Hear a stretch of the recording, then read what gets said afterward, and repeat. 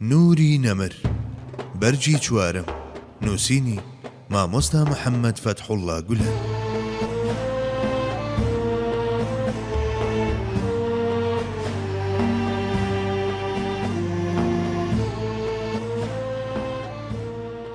هەڵکەوتوانی هەرێمەکەی پێغەمبەری خوا بەو ئاسۆیەی کە وەحی پاڵپشتی دەکرد زۆر کارزانانە ئەو پایانەی دیاری کرد کە دەوڵەتیان لەسەر بنیاد دەنرا و هەر یەکەیانی لە جێگەی دروست و گونجاوی خۆیدا بەکارهێنا.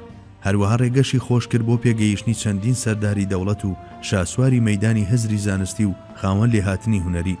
لە سەردەمی خۆیدا چەندین سەرکردەی سوپای پێگەیاند لە دوای خۆشی و لەسەر ئەو ڕێگەیەدا کە بەرەو فەتحی جیهان درێژ دەبووە چەندین سەرکردەی مەزن پێگەیشتن، هەر لە خالیدی کوڕی وەلیدەوە تا عوقبەی کوڕی نافع و لە عوقبەیشەوە تا حەنەفی کوڕی قەیس و لە حەنەفیشەوە تا تاریقی کوڕی زیاد و لەمیشەوە تا محەممەدی کوڕی قاسم.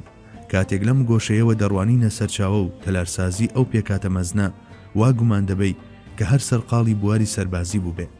زۆرێک لە بیرمەندە هاوچەرخەکان وەک عەباس مەحموود عەقاد وەها سەیری سەردەمی بەختەوەری دەکەن کە زەمینەی پشکوتون و کرانەوەی توانە و لێهاتنە مەزنەکان بووە.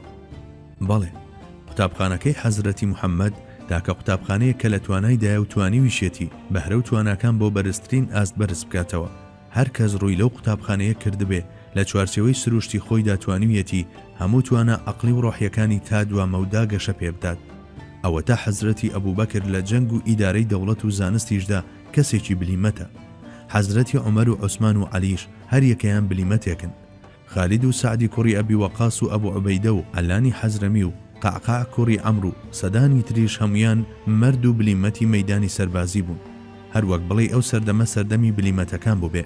بگرە ڕاستتر وایە بڵین ئەو سەردەمە زێڕینەیە کە تاکە گێردیلەیەک لە سەرمایەی توانە و بەهرە و ئامادەیەکانی مرۆڤی تێدا فەرامۆژ نەکراوە و هەموو بەجارێک برەویان پێدراوە و دەرگای شکۆفەکردنیان بەڕوودا خراوەتە سەرپشت. سەردەمێکە سەدان بلیمەت و هەڵکەوت و ئاوەدانیان کردوتەوە. جا ئەگەر عوقبەی کوڕی نافع کە بە هەڵمەتێک ئەمپەر و ئەو پەڕی ئەفریقای فتح کرد بلیمەت نەبێت ئیتر چێ بلیمەتە؟ عوقبە هەر لە تەمەنی 15 ساڵیەوە سوارچاک بووە و لە سەردەمی خەلیفەکاندا چەندەها ئەرچی گرنگی ڕاپەڕاندووە.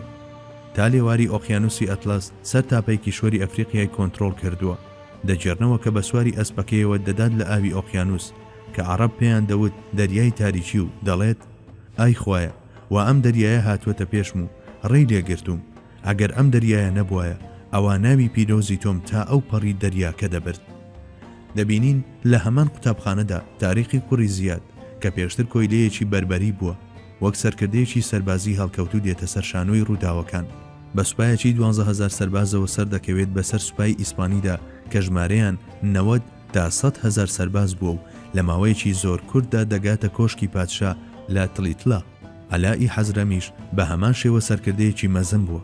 تەنانەت لە سەردەمی حەزرەتی عومەردا وتیان ناتوانین کەڵک لە هەموو ئەو توانە و لێهاتنەی وەربگرین. لەبەر ئەوە بە ناچاری فەرمانیان دەرکرد بۆ عەلائی حەزرەمی کە لە جەنگی بەحریندا بوەستێت. مێژووی ژیانی عەلائی حەزرەمی پڕە لە پەند و سەروەری. مێژوونووسان دەڵێن ئەگەر خالیدی کوڕی وەلید ببرایە بۆ جەنگی عەلا ئەویش ببرایە بۆ جێگەی خالید ئەوە هیچ شتێک نەدەگۆڕا و کە لەبەر پەیدا نەدەبوو. شتی وا چۆن دەبێ؟ چۆن لە سەردەمێکدا ئەو هەموو بلیمەتە هەڵدەکەوێ؟ سعدی کوڕی ئەبی وەقاس بلیمەت بوو، خۆ ئەگەر لە وڵاتی فارسدا دوای شوێن پێیەکانی بکەویت تۆش دەگەیتە ئەو قەناعەتە. ئەبوو عوبەیدەی جەراح بلیمەت بوو، شەرحەبیل کوڕی حەسەنە و یەزیدی کوڕی ئەبوو سوفیان و چەندەها هەڵکەوتووی تر زنجیرەی بلیمەتەکانی پاش پێغەمبەر صلی الله علیه وسلم. دەیخۆ بە جۆرێکی تر بیابان تێی نەدەکرا و گەیشتن بە شوراکانی چین و جەبەل تاریق دەبووە سەرگوزەشتەیەک لە مەحاڵ بوو لە کەمتر لە چارەکە سەدەیەکدا ئەو جوگرافیا بەرفراوانە فەتح بکرێ، نەش دەکرا ئارامی و ئاسایش لەو ناوچانەدا سەقامگیر بکرێ، سەقامگیریش بکرایە بەردەوامی هەبێت. ئەمە چ جای ئەوەی مەحاڵ بوو ئەو سیستەمە بە درێژایی 12 سەدە و سەرباری بەرهەڵستی و دەستدرێژی و چاواشەکاری لەلایەن پەیڕەوانی هەموو ئاینە پێشینەکانەوە لە لووتکە بمێنێتەوە. بەڵێ ئەوە ئەو بلیمەتیە سەرچاوە پێغەمبەرانەیەی ئەوان بوو کە وای کرد بۆ چەندین سەدە جیهان فەرمانڕەوایەکی پێغەمبەرانە بەخۆیەوە ببینێ، وەک بڵێ بە ئاوابوونی پێغەمبەر عەلەیهی ئەلف سەڵاتی وەسەلام ئەو خۆری خۆرانە پارچە پارچە دەبێت و دابەش دەکرێت بەسەر ئەوانەدا کە پاش ئەو دێن. ئیدی هەمووان لە سایه ئەو فەتانەتە محەممەدیەوە بەو کارە گەورانە هەڵدەستن کە مێژوو شایەتیانە. تۆ بڵێ خەیاڵ و وێنەی هاوشێوەی ئەو سەردەمەمان لە توانادا بێ.